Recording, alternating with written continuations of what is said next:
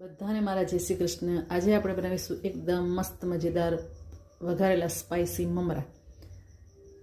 તો એની માટે આપણે સૌથી પહેલાં એક વાસણમાં થોડુંક તેલ ગરમ મૂકીશું અને તેલ ગરમ થાય ત્યારબાદ એમાં ચપટી હિંગ નાખીશું।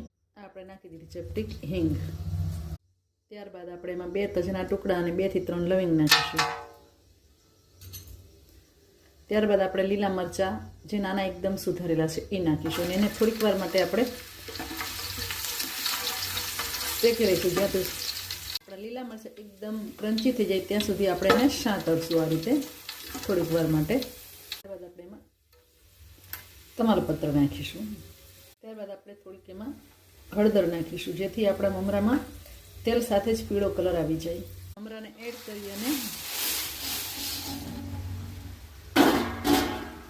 આ રીતે હલાવી દઈશું એકદમ બધા જ પીળા થઈ જાય ત્યાં સુધી। આ રીતે બધા જ મમરા આપણે એકદમ પીળા થાય ત્યાં સુધી હલાવીને કમ્પ્લીટ કરી દીધા છે। આપણે એમાં લાલ સૂકું મરચું નાખીશું। તમને જેવું તીખું ખાવતું એવું તમે નાખી શકો છો।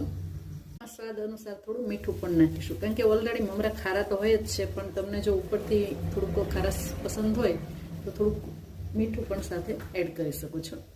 એટલે મને થોડીક ખારાશ પસંદ છે એટલે મેં આ રીતે થોડુંક મીઠું એડ કર્યું છે। આપણે એકદમ સરસ મજાના મમરાને આ રીતે ચમચાથી હલાવીને કમ્પ્લીટ કરી દઈશું।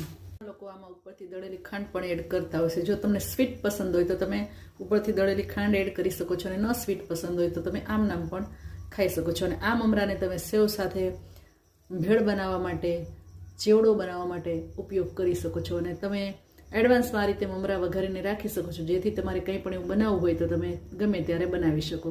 તો મારો વિડીયો ગમ્યો હોય તો લાઈક કરો, કોમેન્ટ કરો, શેર કરો, સબસ્ક્રાઈબ કરવાનું ભૂલશો નહીં। Thank you so much.